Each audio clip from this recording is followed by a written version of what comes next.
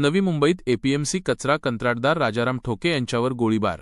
नवी मुंबईतील सानपाडा येथे राजाराम ठोके या एपीएमसी मार्केटमधील कचरा कंत्राटदारावर गोळीबार झाल्याची धक्कादायक घटना घडली आहे। ठेकेदारीच्या कारणावरून हा गोळीबार झाल्याचा प्राथमिक अंदाज असून पोलिसांनी तपास सुरू केला आहे। मिळालेल्या माहितीनुसार 6 ते 7 राऊंड फायरिंग करण्यात आले। यात राजाराम ठोके गंभीर जखमी झाले असून त्यांना तातडीने खासगी रुग्णालयात दाखल करण्यात आले आहे। दरम्यान 2 आरोपी गोळीबार करून बाईकवरून पळून गेल्याचे प्रत्यक्षदर्शींनी सांगितले। पोलिसांनी घटनास्थळी धाव घेत परिसरातील सीसीटीव्ही फुटेज तपासण्यास सुरुवात केली आहे। ठेकेदारीतून निर्माण झालेल्या वादातून हा गोळीबार झाल्याची शक्यता पोलिसांनी वर्तवली आहे। आरोपींना लवकरात लवकर अटक करण्यात येईल असे पोलिसांनी सांगितले। साधारणतः 9:30च्या सुमाराचा इन्सिडेंट आहे।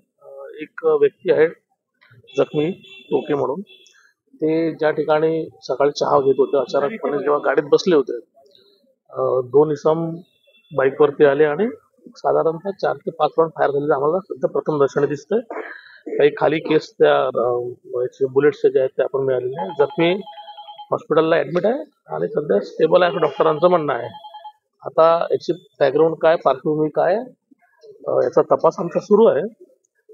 जखमी व्यक्ती काय व्यवसाय करत होता, त्याचा स्वतःचा काय बॅकग्राऊंड आहे याचा पण तपास चालू आहे आणि सगळ्या पद्धतीने आमच्या टीम्स क्राईम ब्रांचची आणि police station, local police station आणि झोन 1च्या टीम्स ह्या कंबाईन प्रमाणे काम करतायत आरोपींच्या मागे। ही सध्या चर्चा आहे, म्हणजे ह्या चर्चा विविध प्रकारच्या चर्चा आहेत, पण निश्चित कंक्लुजन पर्यंत पोलीस अजून कुठल्याही पद्धतीने आलेलं नाहीये।